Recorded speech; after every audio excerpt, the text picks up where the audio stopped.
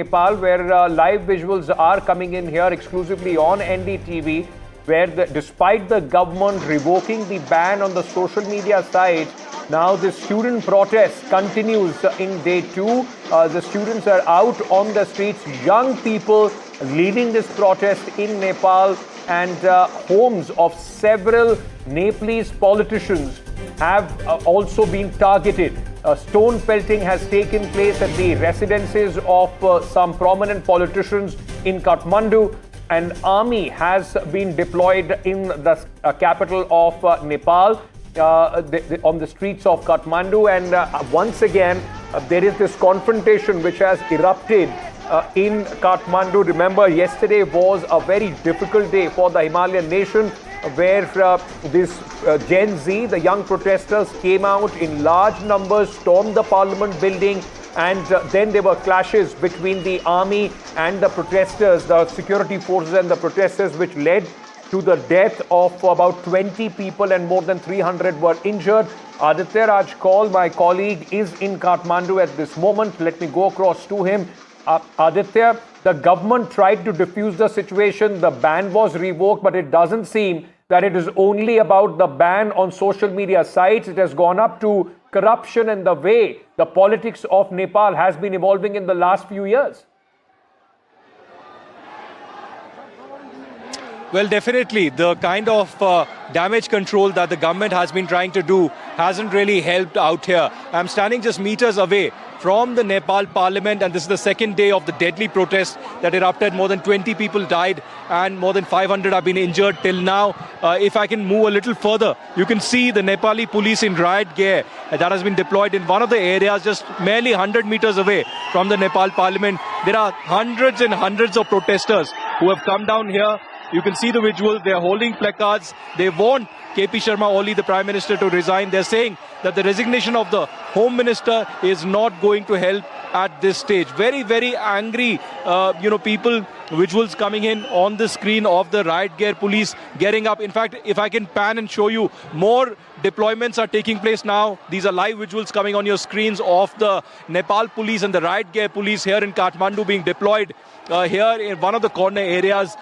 This clearly signifies, what the situation really is on this second day. If I can ask Prem to pan and show you, this is the boundary wall of the Nepal parliament. Just meters ahead is the main entrance of the Nepal parliament that was breached yesterday. In fact, the protesters are now demanding that the corruption, the alleged corruption that KP Sharma Oli has been embroiled in, and that's why there should be a resignation and nothing less than that. Thousands of youth have converged here outside the Nepal parliament yet again for the second straight day. You can see a charged up crowd demanding justice, saying that merely lip service of a committee being created to investigate the killing of nearly 20 youth, including a 12-year-old, and then more than 500 injured, is not going to suffice at this stage. There needs to be accountability and transparency at the very highest level. It does seem that KP Sharma Oli is completely embroiled right now in this massive controversy, and it's not merely left to the social media ban.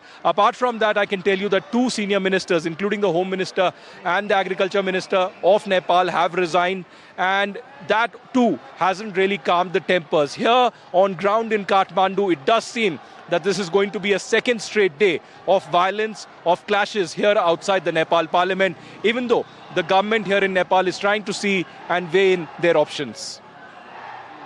Right. As we are seeing these visuals behind you, Aditya, the situation remains quite tense. Now the demand of these protesters is the resignation of the Prime Minister, who at least projects himself as a strong man as far as the politics of Nepal is concerned. Has there been any other statement from the Prime Minister himself?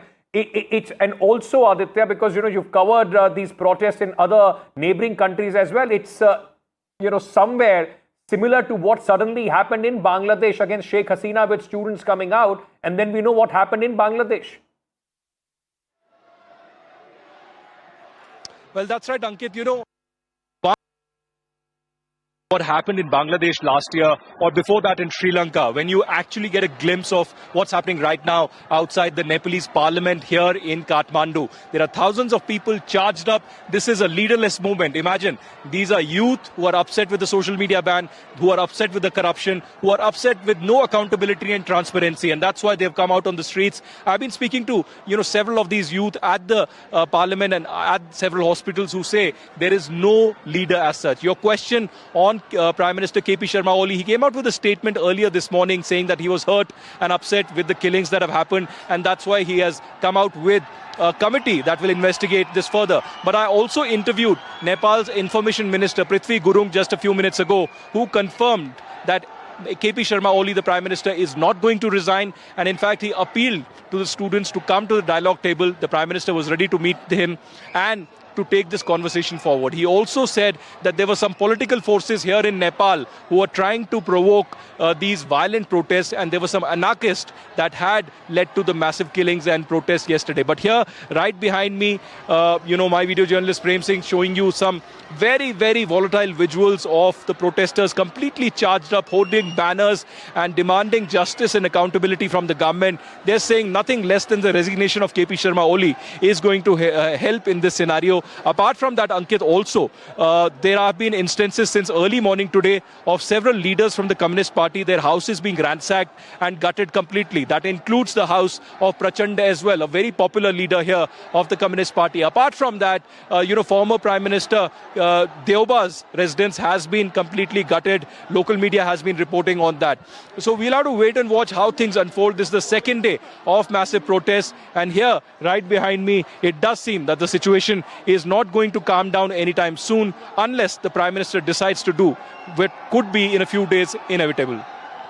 All right, Aditya, while we are with you, but these are some live visuals coming in from some other parts of Kathmandu where stone pelting has erupted. There is stone pelting going on, and in response, tear gas is being used by the security forces to try and disperse the crowd.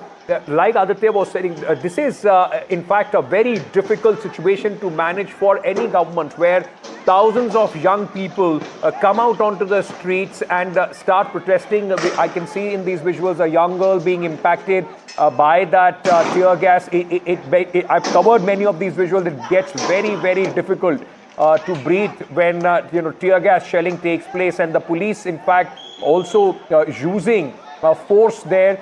These are visuals coming in from some parts of the capital city, Kathmandu. Aditya, it becomes a very difficult situation when you don't have a leader to speak to try and convince them to, in fact, normalize the situation, to ease the tensions. At this moment where you are standing, tension is building up. In other parts, there is stone pelting and also arson going on. Is there also a sense, at least from the government side, that possibly there have been people, those who want the return of the monarchy in Nepal, supporting this kind of a movement? Because we've been seeing some statements by Nepalese politicians who are trying to blame it on those who are supporters as well. Well, that's right, Ankit. Tension is simmering in the capital city of Kathmandu. I really haven't seen in my visits to Nepal the amount of security forces or the paramilitary and the police and the army that have been deployed in Kathmandu. There are visuals of violence and arson from different parts of the city, and these are some very extraordinary volatile visuals coming on your screens of the kind of situation that's developing here on NDTV exclusively.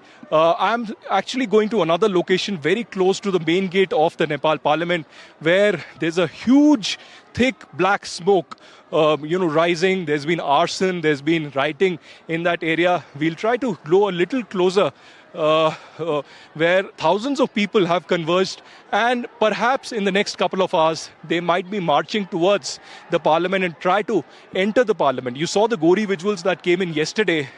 where clearly there is no leader of this particular movement, but there are, people voluntarily coming out in thousands demanding accountability from the KP Sharma Oli government. When I interviewed the Information Minister of Nepal this morning, he told me that the Prime Minister was ready to meet the leaders, but there's no leader of this movement. In fact, now I've reached the main chowk of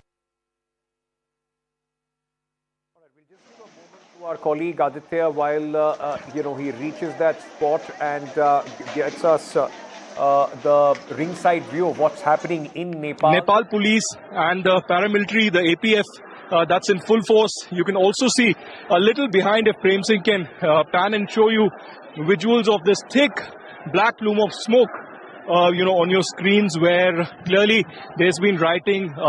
Few, public transport or some public, things have been gutted